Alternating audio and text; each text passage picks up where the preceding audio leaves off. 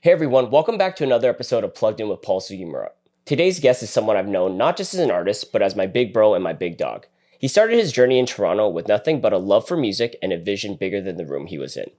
That passion took him from local stages to global platforms. He signed as Scam Artist, serves as consultant for Monica, and is heard daily on V103 in Atlanta and Vibe 105.5 in Toronto. He's toured with Young Jeezy, Offset, and worked alongside legends like Jay-Z, Kanye West, Snoop Dogg, TLC, and more. From Toronto to Atlanta to Los Angeles to Las Vegas, he's built a global brand rooted in one thing: love for music and influencing people in a positive direction. Please help me in welcoming the remix kid himself, DJ Baby U. What's up? Hey, thanks so much, brother, for coming through. How you doing, man? Good, man. Thanks for having me. Appreciate you coming through. So we like to sort of start from the the beginning, right? So tell me how you got into DJing. It was kind of like accidental. I always tell people it wasn't something that I was like seeking to do because there's so many DJs around me growing up.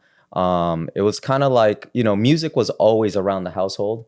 Having immigrant parents coming to Canada and, they didn't know anything about R&B, hip hop or house music or anything like that. But, lo and behold, my mom is a music head, actually, especially when it comes to like Japanese music. I'll put my Japanese, city pop playlist and she'll name every single one. That's crazy. Like no problem. And I was like so surprised. I didn't even know about this till later on. But, growing up, there's always music, mostly Enka, Japanese traditional music. And, my dad was into music as well. But that's all kind of like how it started. Music was always there, but it wasn't until like late into grade school, almost going into high school, that's when I was introduced to R&B and hip hop, where I truly fell in love with R&B. In 1990, Fresh Prince of Bel-Air was, an epic show, right? Mm-hmm. I didn't even know that he was like a DJ, right? Yeah, me too.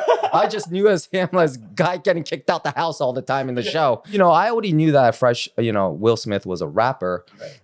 They're Grammy winners and whatnot, but like I wasn't concentrating on Jazzy Jeff as this epic DJ who he was. So it was like not until later where, I became a collector of music because I fell in love with R&B music. So wait, can I ask you, sorry to cut you off, what was the first record that you remember purchasing? Juicy by Notorious B.I.G. and Mary J. Blige, Real Love. I remember walking in the record store with my boy, and my boy's like, this is major in New York. And this is a time when hip hop and R&B music was a hipster movement in Toronto. Yeah. You couldn't hear R&B hip hop music anywhere, really. It was a hipster movement back then. So it was really difficult for us to understand what was popping, what wasn't. It's changed so much, right? With the internet, right? Because back then, how would you know who the top guy is, right? Especially being in Canada, because we didn't have a station like Hot 97 and whatnot. The reason why all these artists from Outkast and everybody else that came up from there became big, they could literally become platinum artists just in their state, to tell you the truth.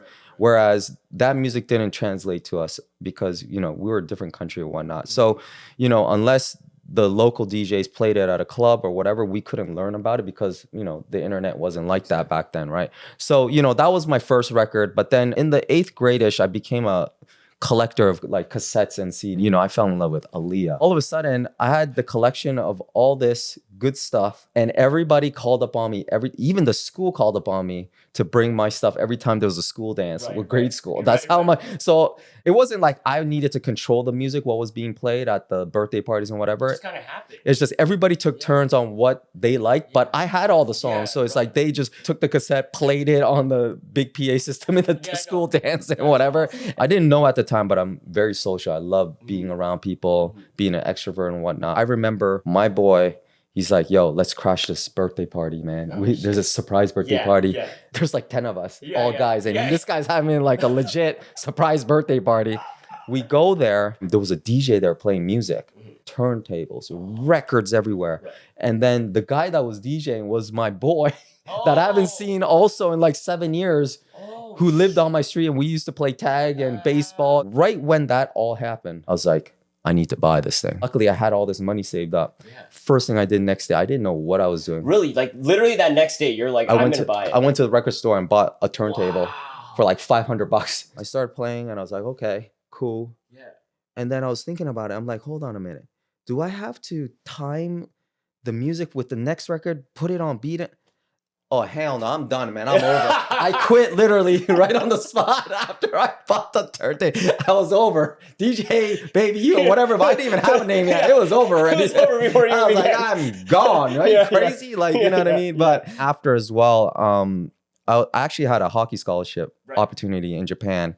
And when I was 15, 16, I was going out there training with the university students, and they'll take me out because they knew that I was into music and DJing. So I'm like, oh my God, they're so clean. They're so smooth. When I got back to Toronto, that's when I started practicing.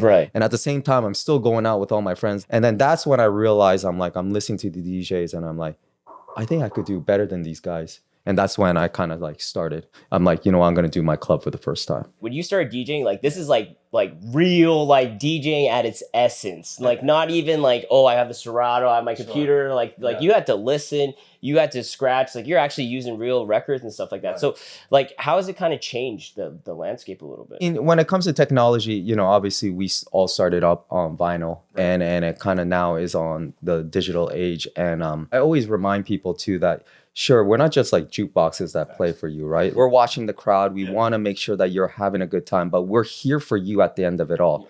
There's certain times that it's okay that, this is just me, my set, and you have to love it. If you don't, then it is what it is. But those shows are the more particular shows when people buy tickets and come just for you, and, that they expect what you do from the albums that you made and whatnot. What I try to remind people is that we DJs are part of the orchestra now. We're like musicians too. When you consider and look at it like that, you have to truly understand music theory, because that is always going to be the foundation of music. And then once you understand that, you start to understand how music is created. And then that helps you become a producer DJ, which it all ends that way anyway.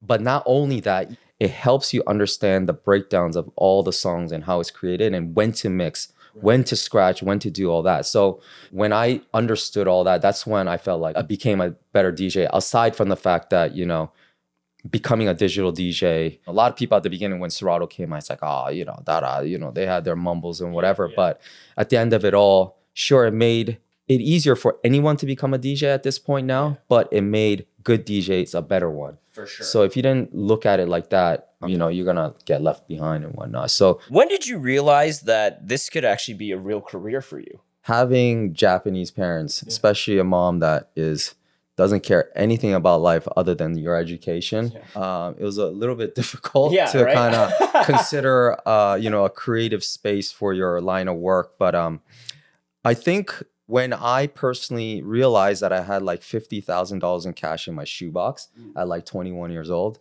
that's when I'm like, maybe I could do some of this. And the dumbass me, like, I had to buy a nice car and spend it all, which I wish I knew this guy back then, so then he could buy me a house with it.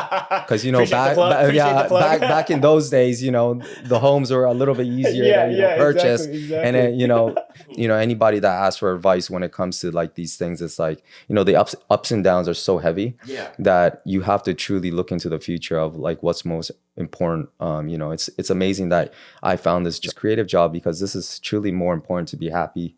You're to have my flexible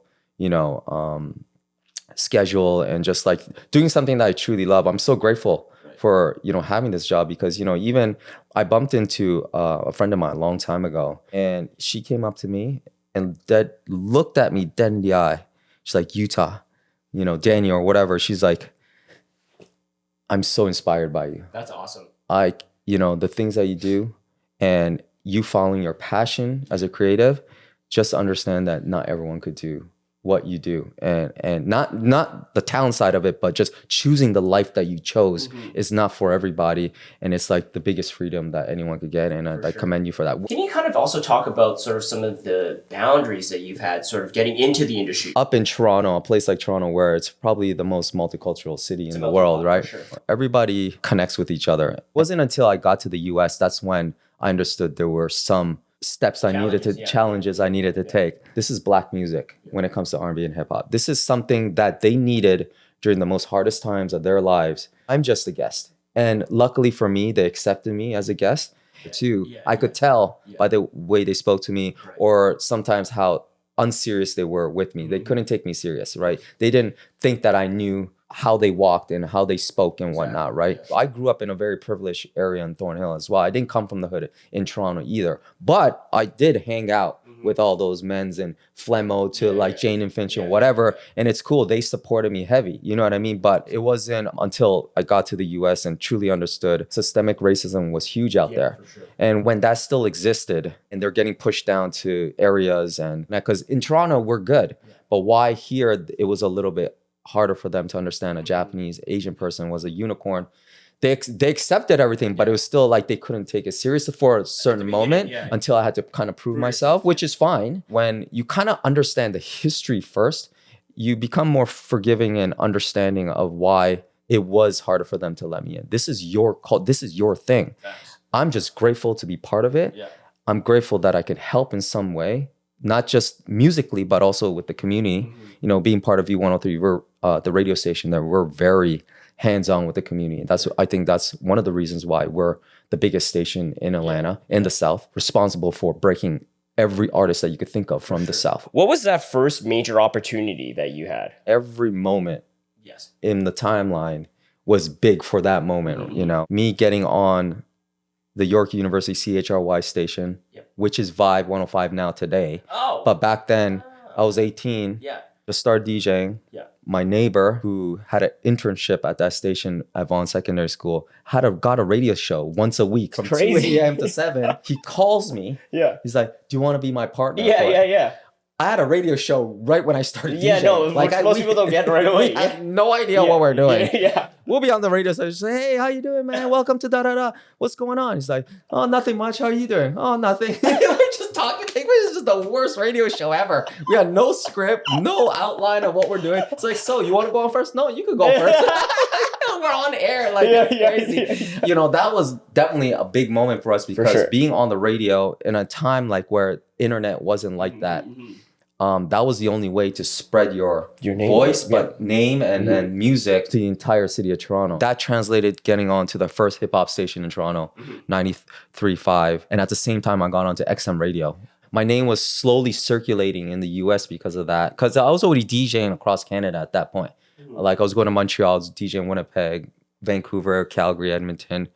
And so that helped. Because it was like a national coverage with that music station, right? And the biggest part for me is that once I got that big platform for myself, and my parents weren't supporting what I was doing, really. They really, like, now I'm about to graduate University of Toronto.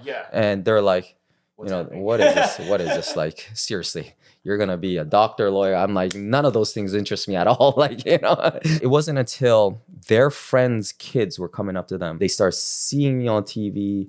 Hearing me on the radio, and that's when now they're like my biggest fans. They stalk me on Instagram every day. They ask questions. So that Instagram story the other day, who was that girl you were with? I'm like, yo, that was just my friend, man. It's all good. They're always like trying to be nosy and shit. But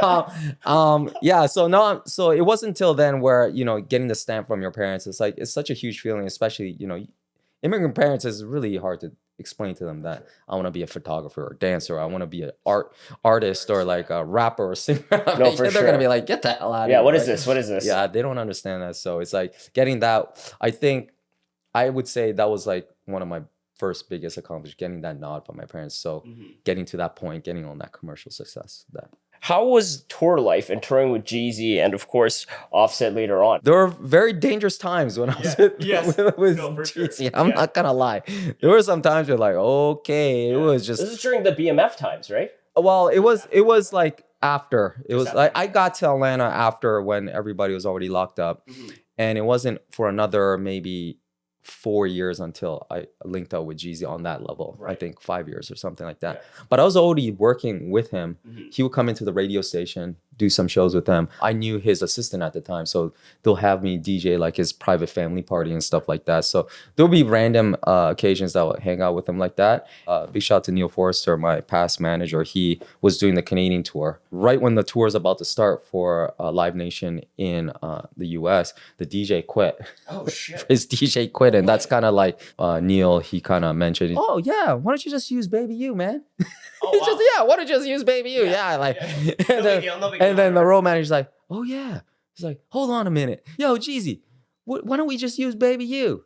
And you could hear in the background, apparently, he's like, he's my N-word. And then that's where it kind of like, but Locked in. Yeah. And then fast forward, it was like, it's a lot of work. And when it comes to the tour stuff, like, especially because I had my own entity as a brand, and then also had my radio shows. After I'm taking care of his stuff, I had to finish all my things. Your other work stuff. And sometimes there's after parties where I had to DJ my own thing, and so sometimes I'm like, every day, if we had a 2-month tour and we had 40 shows or something, I was sleeping like some of these days, like 3 hours. Right when we get to the next city, I have to go to the sound check. Yeah. Once I get that done, try to eat, try to gym. And right when that happens, I have to get ready right away and get to the show and be ready, right? So a lot of people respect him on that gangster level. Yes. There's certain cities you go to, Chicago, LA, Detroit, he's a mayor there.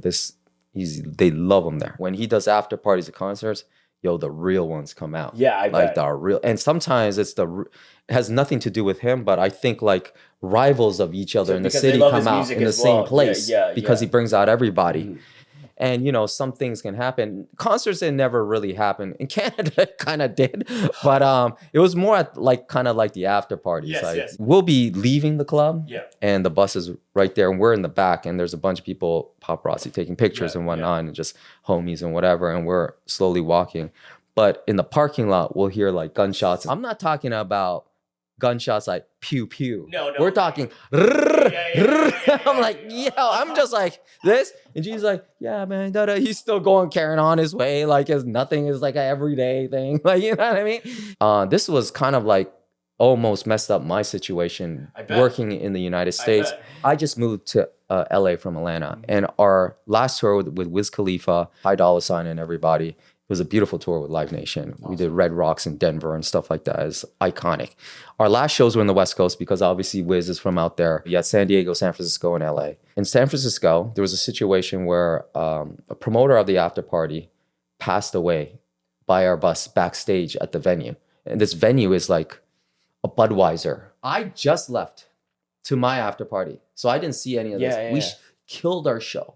We had a great time. We're all getting around. I asked everybody, you guys want to come to an Asian after party? Come to my, we're going to the Bay. And it's like, let's see some ABGs. No. And all that. It's like, yeah, man, we want to go. Because they were tired of just going to the same type of parties all the time. Jeezy already left to wherever he was. And I already left. Now, they have to figure out what happened. Apparently, I didn't know all this. I was rocking the after party, of course, having a great time. Yeah, and now I have to go back to the hotel or like get on the bus and go. We I don't even know if we had a hotel or whatever. Yeah, but now somehow whoever the road manager called my phone, or the security called my phone, and I guess our promoter picked it up because he had my phone at the time. He's just holding it or whatever, and found out that we got to take you to this hotel apparently because everyone's there. And I'm like, and I'm kind of like. I think feeling tipsy at the time. I was feeling nice. I was feeling nice. I'm gonna relax. It was a great full house. We had a good time. It's like, okay, whatever, man. We got a show in San Diego tomorrow, so we got to get out of here. It's like, okay, get to the hotel. It's like, yo, man, some situation happened and and the San Diego thing's canceled because they had to lock everybody in at the venue and no one could leave for like hours. I don't know, 6 hours. While you were partying, we couldn't leave. So that's why we can't do the show in San Diego because the technicians and the stage people can't bring everything over on time. Everybody just let's go to LA and whatever. I'm driving to the venue, get there early. Yeah. I'm with like Ty and everybody hanging out, and I'm like, yo, I'm calling these guys like, yo, where are you guys? Why isn't nobody answering? Like, yeah. I think the concert is slowly about to start. Where are you guys? Like, oh, we're almost there. We're almost there. Yeah. And then, so I see the bus coming. Yeah. And it gets to the point where everyone gets dropped off. And then I realized there was like 20 cop cars following the bus. Oh, shit. And I was like, yo, what the hell is that? Yeah. So on the bus was Jeezy, the 2 bus drivers, the camera guy, the security. So all 3 of us were outside just waiting. And then the bus got stopped. Everybody on that bus got arrested. Everybody was in jail for like a good 2-3 weeks. It was crazy, hectic. That's crazy. And the reason why I was talking about how I was so lucky that I didn't enter that bus. Yeah. Because I'm there on a green card and all sorts of things. Oh my goodness, all the trickle down effect of everything. Who knows what would have happened at them. Everything was dropped at the end of it all, right? Yeah. But to kind of go through that for like 2 weeks or so, I was kind of locked out. The reason why the cops, they had to try to pin something on some on, because nobody knew what happened. It could have been, they don't know. Like Jeezy wasn't, he left already and I was already gone. And then, you know, people trying to figure out why, and, you know, they could only try to blame one person. It was always fun, always a good time outside of the, you know, certain dangerous times and whatnot. When it came to Offset, completely different. He doesn't drink. We'll be in Russia. We'll do a show. And then, whoa, hold on. You Russia? Yeah, went to Russia. That's crazy. Like a celebrity hired him to do like a, not a bar mitzvah, but like something like that, where it's like the so son insane. turned 14. That's so insane. We're gonna hire Offset for like $200,000, like it's candy money or something, and fly the whole team out. It's crazy. It was like, I don't know, 20 kids that were 14 probably didn't know one lick of English. Probably like two Nigo songs that they knew, but we did the whole full show. Parents were just like, you know, like had no idea what was happening. You'll be like, hey, you wanna come over? I'm gonna play Call of Duty. That's his after party. He's like, just really chill, is what I'm trying to say. Like he's yelling at Quavo on the mic. It's just funny to see all that. You know, he's playing video games. From your career perspective, right? Like we always talk about it. Like you've really done it all. Like being on a small radio station, to, you know, doing locally, right? Yeah. And then you got on the global scale, right? Like you've been to so many different parts of the world. So like, what do you think kind of separated you, like from everybody else? My relationships were good with people. I was always part of the popular group, and we had so many friends.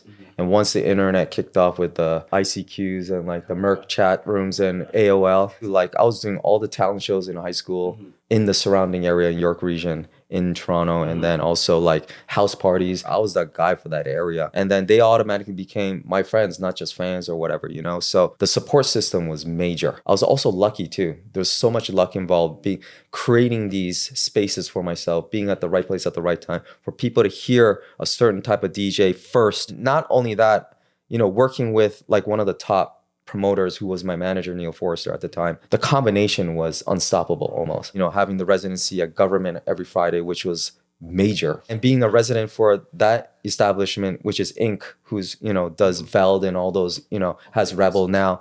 Like, you know, I was a resident for like 11 years, you know, and being part of that opened obviously so many doors, working with Neil and working with places like that. I think it's kind of being Japanese too. They call it like a maniac. Maniac is just a simple term of like, okay, this guy's crazy.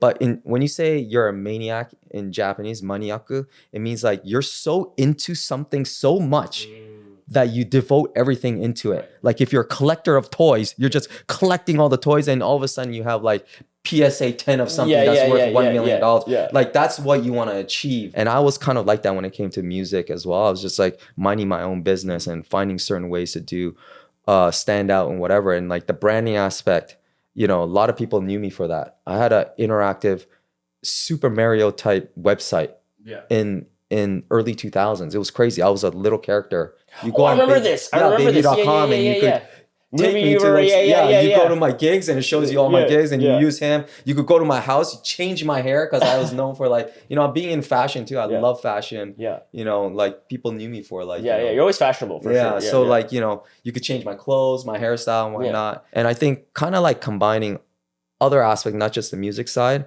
And you know, that part with the relationship like took me to another level with things. But it's sort of something that's always kind of been in you, right? Like naturally to build rapport with people. Naturally. And I think like, so when you kind of like take all that together, those are the things that truly stood out. And you know, me coming to, you know, Atlanta, and we touched this a little bit on how I had to work a little bit to be accepted by my black folks in Georgia and whatever. They couldn't understand why I knew their music. Us being from Toronto, if you knew Marvin Gaye or whatever, you know, old school artists or any foundational artist, it is what it is. You just know it. I mean, like, why not? Yeah.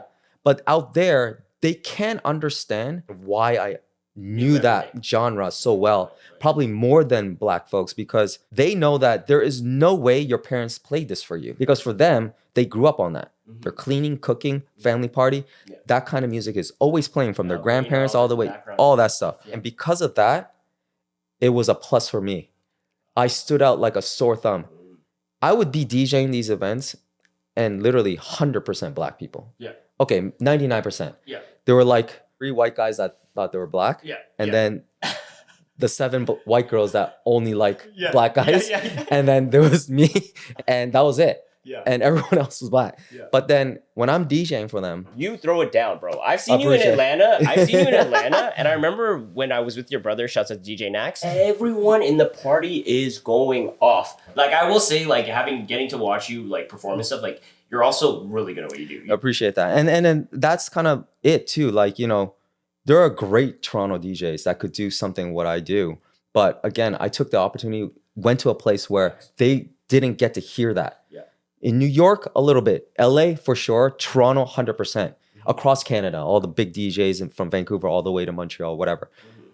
I just took the opportunity to DJ the way we do in Atlanta, and it was a breath of fresh air for them. Just like how when Drake first came out, singing and rapping, bringing these different types of beats. And just like that, I took the same kind of like concept and just introduced it to people. It's nothing new, but no one's doing it here. So I'm going to do it first. And I'm going to be that guy. And because of that, it turned heads more so quicker. And not only that, going back to doing these black clubs, they call it, people be walking across the DJ booth in the most confused face. No, I've seen it. I've seen it before like, when you're playing. They're like, what the hell? They're like, you got to be the lighting guy. And I'm like, no, I'm DJing for you guys. I'm playing all the music that you like. They're like, because I was able to do so many different genres of music, there'll be a party on one night, Friday, open up for Stevie Aoki. You know, be hipster house music. Saturday would be like another all Asian kind of like live on the air Q100 kind of like that kind of, you know, top 40 thing. Then Sunday I'll do like a hip hop night. And then during the week, like on a Wednesday, I'll do like a after work, and I'll be playing all that soul 80s, 90s. And so because of that, that did in turn help me. They didn't have to know who I was as Baby U. That Asian dude, there's only this one Asian dude in Atlanta right now that could do this. I like him. I fuck with this guy, and that's it. And so that, you know, all that helped me out. Like that kind of thing, you know, truly helped me out. And then that kind of led to like working with guys like Kenny Burns. Big shout out to Kenny Burns, man. He helped me, you know, open doors as well. There's so many people that open doors for me. Like I can't just sit here, you know, Jazzy Jeff is one, just, you know, he's just a true believer in just helping people. That's why he has like things like the playlist retreat where he has all these creators come together, upcoming ones especially, kind of like merge them together and stay connected and work together and whatnot, and get them inspired to, you know, have this space. How was the first time opening up for him? Obviously going to be a little bit nerve-wracking, but like it was a little bit easier because, you know, I already knew like what style he's going to do. All I have to do is, my style is way so different that, you know, just opening up for him is good enough, and then he'll come on and it's fine. It's like you've had a lot of mentors as well. Right. So can you just kind of talk about the value of having a great mentor? You know, my first mentor, without him knowing that he was my mentor, was obviously my dad. You know, I grew up playing sports. My whole family, especially me and my brother. There were a lot of OFSA players, which is like going into like the all Ontario, all Canada. My dad asked me what I wanted to do when I grew up, and I was like, I don't know, 7, 8 years old. And I told him straight up, dead in his face, I want to be a baseball player. And he looked me in the face. He's like, you want to be a baseball player? I don't see you throwing the ball every day, 200, 300, 400 times a day. I don't see you swinging the bat 200, 300 times a day. That's crazy. You want to be a baseball player? Well, how many people like baseball in your class? It's like, oh yeah, me, so-and-so, we're really good. And then how about in your entire grade? Oh, it's like, Jack, this, and that. So out of your school, how many people you think want to be a baseball? There's probably like 20. Well, that's just one school. What about everybody in Toronto? What about Canada? This is not a sport that's like the most famous in Canada. This is an American sport. What about all the people in America? There's over 1 million people that share your dream, and they only need 9 people on one team. And there's only how many teams in the MLB? And you want to be a baseball player, and you're not swinging your bat? It's not happening. It hit me so hard that I'm like, holy smokes! I didn't realize it. I knew I was good. It takes to get to that level. Excellence. Yeah. And nowadays it's talent, but also how much you truly want it. If you're a parent and you have a kid that has potential to at least go D1 school or D3, get a free scholarship at least at the end of it all, and you're putting all this time and money into their development, you better hope and pray that they don't come up to you one day and they say they quit, because that is the hardest part of keeping them engaged. It is strenuous. I know so many people quit at a high stage, and rightfully so, because, you know, they were losing their childhood, to tell you the truth, to live schoolwork, chores, and then live whatever sport morning, day, and night, sure, it could be worth it. But what's worth it? Like for you to make the show and make a certain amount, all it takes is one injury and you're finished, right? Yeah. And it's like, and that's kind of like the space where I am. I just want to be able to help people now, give them the right advice, give them like a better pathway and advice on, still be engaged, how to deal with mental health issues, how to take care of your physical, how to be good to your family and friends, and keep these great relationships while you do it. Because it's not easy, the lifestyle that you choose, whether you're a doctor, surgeon, all the way to a creative or a DJ or whatever. So I think the balance part is what I want to teach when it comes to all these things. So like, what are some of the things that you do for like when you start to maybe burn out or you feel burnout coming? How do you like decompress and things like that? I think once I got into my late 20s, into my early 30s, that's when I went to even counseling, just to kind of understand how my intergenerational trauma kind of shaped me a little bit and things that I could work on myself. And once that was helped on, time I went on this wellness journey of like getting self-help books and like kind of taking away things that were more toxic, especially people that weren't synced with me anymore. And as I grew, I learned more about how to take care of myself, my health, physically, mentally. Once I kind of took care of all of that, any adversity that I ever had was so much easier to handle and control. Nothing gets that bad for me anymore. Like the pandemic, yeah, it was tough for everybody. But you know what? I had Twitch. I had this. I had certain people in LA that I can count on, and I survived that thing, and it was fine. The hardest part for me when it comes to anything, when it came to my business, was after the pandemic. There was a great surge for a year or so. Everybody was just going out. Clubs were back full throttle. They didn't care. They didn't need to spend money on anything at this point. Then once that kind of like the year of that happened, you could slowly start seeing now how people are more careful spending their money. Yeah.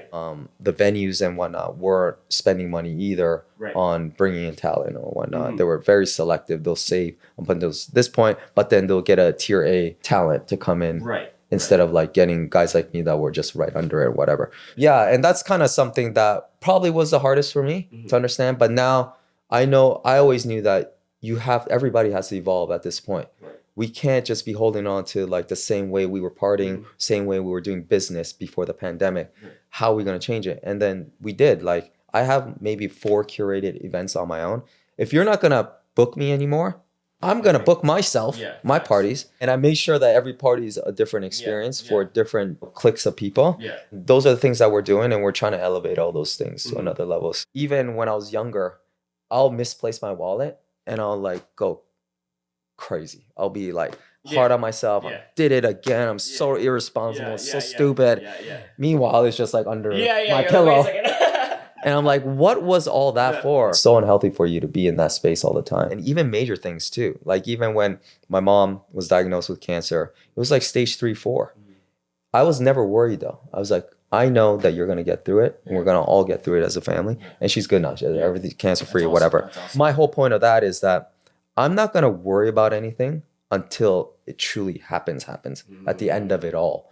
And once I even do get to that point, I know how I'm going to be able to handle it. I'm going to do my best to handle it. When someone dies suddenly, whether your parents, friends, or whatever, I think what people struggle the most essentially is that a lot of people say, I wish I got to do this or say this one last time. I'm doing it now with everybody. It's good perspective. Say what I need to say. Tell them how much I love them and whatever. At least I got to do that no matter whenever bad things may happen. So I kind of look at life that way too. And it's like, we truly do have a short life.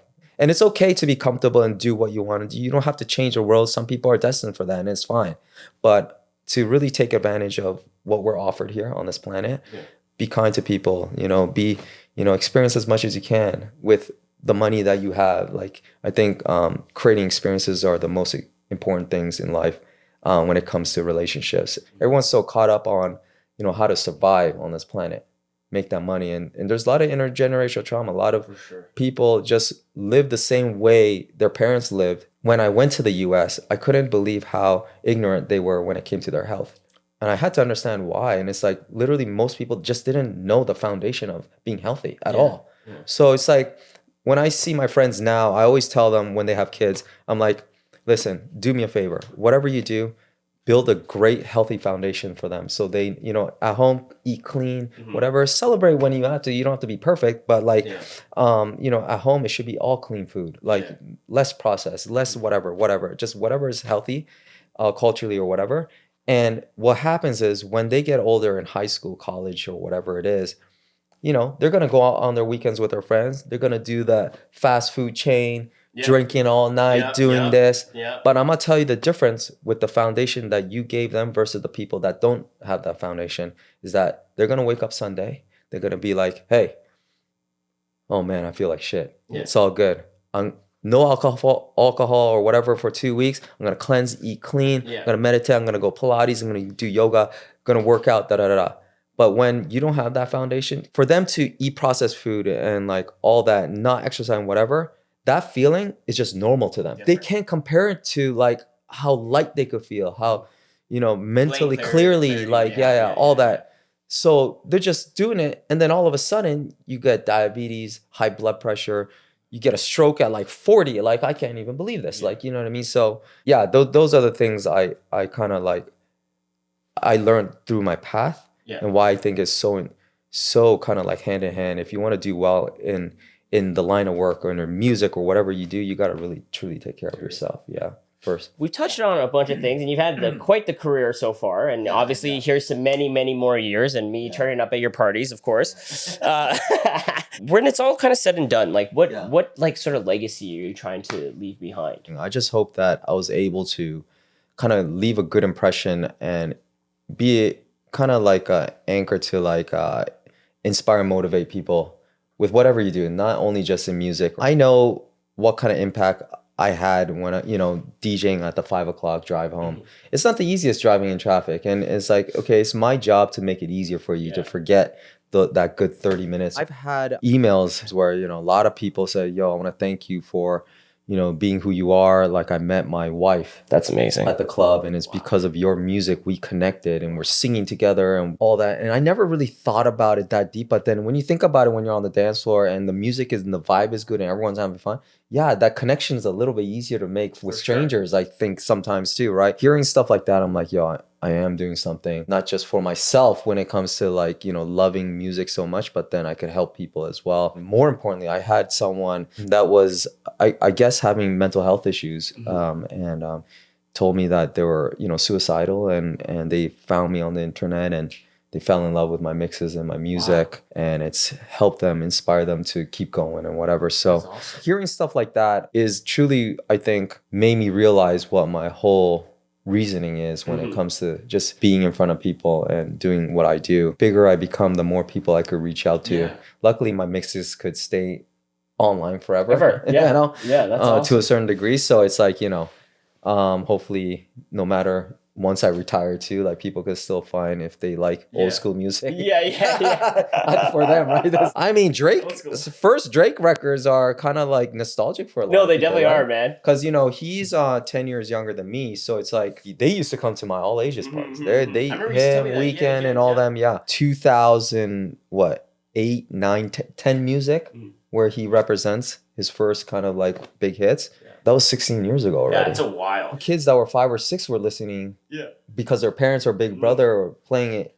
And now those kids are 22, 23, 24 and can party with us. Because there were 6 or 7, that's old school for them, technically. For sure. Which is crazy. It's so insane. To think about. So it's like, so hopefully I could leave like kind of like that kind of like imprint with all the mixes and remixes that I left online, and hopefully people can find them and change their lives to a certain degree and keep them happy. So before we go, we have a couple rapid fire questions. Okay, so city that surprised you the most? The biggest one was definitely Oslo, Norway. I DJ'd there and we did an old school party, like a 90s kind of like early 2000. And they were singing, they were going crazy. I couldn't believe it. I'm like, y'all speak English here like that? I didn't even know. Like, it was crazy, dude. What's one track that never fails? When I play Justin Bieber Baby, everyone goes nuts. It is, I can't even cut it short. I need to play the Ludacris and the chorus after that for them to, they're singing till the end. And it's nuts. And I love it. It's my guilty pleasure song. I love Justin Bieber. I love, you know, all his music and whatever, but Yeah. like that song is right now. Yeah. It's crazy. It's so funny. What's your go-to post-gig meal? Chinese food. Gotta be. You go to Chinatown, that's it. We've collaborated with a lot of people, and we haven't even named all the people, by the way. Sure. Like, there's so many different people. But is there still somebody left, like, that you'd love to do a dream collab with? The ones that I truly want to work with are all passed away. Aaliyah would have been. Oh, yeah. I always tell people all the time, I wish I even got to meet her at least once before she passed. But that would be my answer to that. Honestly, on a different scale though, like I would love to collaborate with Connor McDavid or something and do like an event with him. That'd be and DJ amazing. that party. McJesus. Yeah. Hopefully you're watching. Yeah. You're winning a Yeah. gold medal right now. Yeah. So, and then he totally looks like a person that doesn't really party No, like I that don't, at all. At all. But But who knows? but again, it's something like that I'll be truly interested in doing. Okay, and then last one. If your DJ life was a movie, what would the title be? Simply Utah. I love that. My Japanese name, YUTA. That's how I got my, DJ name. I didn't have a DJ name when I had my first gig, and the night before, we're in my mom's, soccer van, talking. We're trying to come up with a name, but then all of a sudden talk about gossiping about girls from different ends of the city. He's like, "What's my DJ name?" And then one of the guys like, "Yo, let's just call you Baby U." You're like, we call you, they call me Utah, which is my government name, my, Daniel Utah Nakayama, but they took Utah, half of it, and then you're the oldest in the crew, but you look the youngest, so we just call you Baby U. I'm like, okay, done, let's go. Take you all home. That's awesome. That's awesome. So my movie will call Utah, and that's will be it. I love that. I love that. Thanks for tuning in to today's episode of Plugged In with Paul Sugimura. A huge thank you to my guest, DJ Baby U, for sharing his story and insights with us. Now, if you've enjoyed this episode, make sure to subscribe, leave a review, and share with somebody who you think will find value in it. I can't wait to bring you more conversations that inspire, educate, and keep you plugged in. Until next time, I'm Paul Sugimura. Peace.